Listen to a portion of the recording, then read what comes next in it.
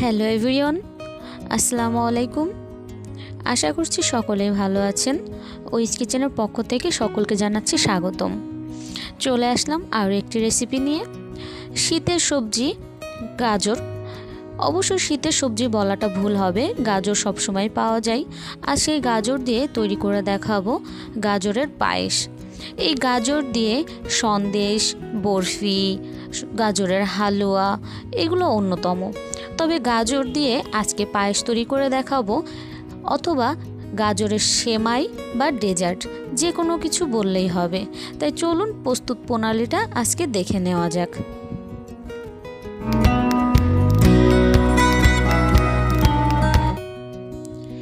এখানে আমি হাফ কাপের থেকে একটু বেশি গাজর কুচি করে নিয়েছি। গ্রেটারের যে চিকন অংশ থাকবে সেই অংশ দিয়ে আমি এটাকে কুচি করে নিয়েছি। চুলায় একটি প্যান উঠিয়ে এর ভিতরে দিয়ে দিচ্ছি 2 চা চামচ পরিমাণ ঘি। অবশ্যই এই রান্নাটা ঘি দিয়ে তৈরি করতে হবে। যদি তেল দিয়ে রান্না করা হয় তাহলে এর স্বাদটা অত সুন্দর হবে না বা পাওয়া যাবে না। ঘিটা গলে যাওয়া পর্যন্ত অপেক্ষা করব।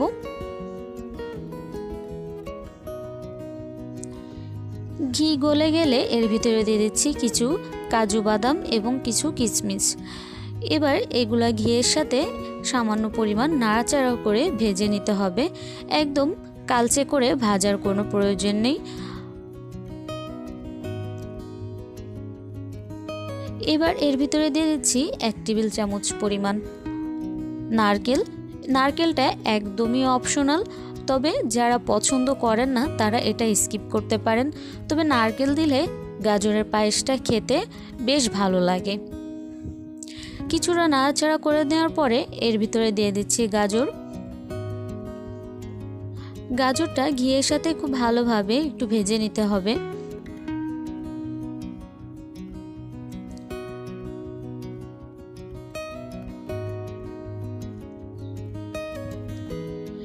গাজরটা প্রায় ভাজা হয়ে গেছে। এর থেকে খুব সুন্দর একটা স্মেল আসবে এবং এর কালারটা চেঞ্জ হয়ে যাবে। এই পর্যায়ে এটাকে আমি নামিয়ে নিচ্ছি। একটি পাত্রে নিয়ে নিচ্ছি হাফ লিটার পরিমাণ লিকুইড দুধ। আমি এখানে প্যাকেট দুধটা ব্যবহার করছি, চাইলে আপনারা খাঁটি দুধও ব্যবহার করতে পারেন।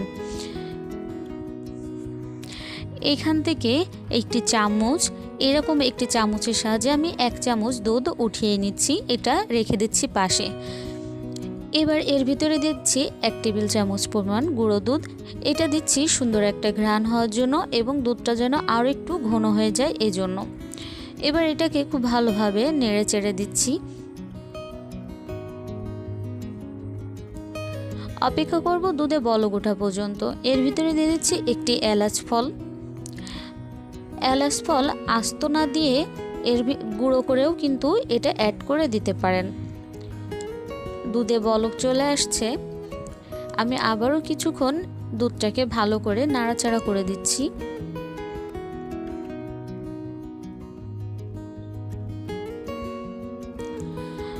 2 থেকে 3 মিনিট আমি দুধটাকে খুব ভালোভাবে জাল করে নেব। চুলার ফ্লেমটা হাই স্পিডে দিয়ে আমি দুধটাকে জাল করে নিচ্ছি। দুধের ভিতরে গাজরগুলোকে ঢেলে দিচ্ছি।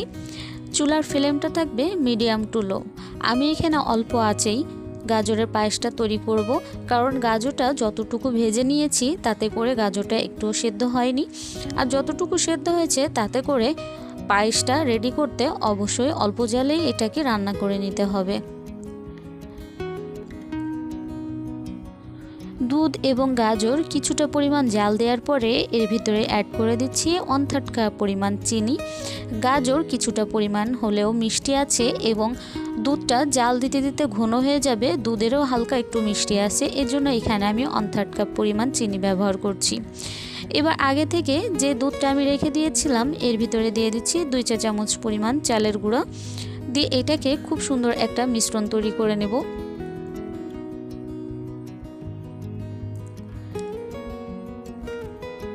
সুন্দরভাবে এটা মিশ্রণ তৈরি করে নিয়েছি। এবার এটাকে আমি পায়েসের ভিতরে দিয়ে দিচ্ছি।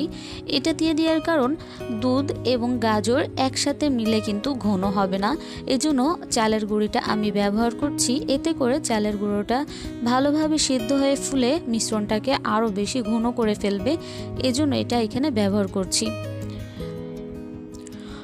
অনেকটাই কিন্তু ঘন হয়ে এসেছে। আমি আরও কিছুক্ষণ জাল দিয়ে এটাকে আরও কিছুটা ঘন করে নেব। এখনও বেশ পাতলা আছে, 2 থেকে 3 মিনিট আরও কিছুক্ষণ জাল দিয়ে নিব। পায়েসের জন্য একদম রেডি হয়ে গেছে। আমি এ পর্যায়ে এটাকে নামিয়ে নিচ্ছি। নামিয়ে নেওয়ার পরে কিন্তু আরও অনেকটাই ঘন হয়ে আসবে, এজন্য এরকম পাতলা রেখে আমি নামিয়ে নিচ্ছি। সার্ভিং ডিশে আমি নামিয়ে নিয়েছি। এবার এখানে কিছু বাদাম কুচি করে নিয়ে এটাকে পরিবেশনের জন্য নিয়ে নিচ্ছি। গাজরের হালুয়া, গাজরের পায়েস, সন্দেশ, বরফি সব কিছুই কিন্তু অনেক ভালো লাগে। আর আজকে আমার এই রেসিপি যদি আপনাদের ভালো লেগে থাকে তাহলে অবশ্যই আমার চ্যানেলটি সাবস্ক্রাইব করে পাশে থেকে বেল আইকনের নোটিফিকেশন অন করে রাখবেন, যাতে আমি কোনো রেসিপি দেওয়ার সাথে সাথে নোটিফিকেশন আপনাদের কাছে চলে যায় এবং আপনারা দেখতে পারেন।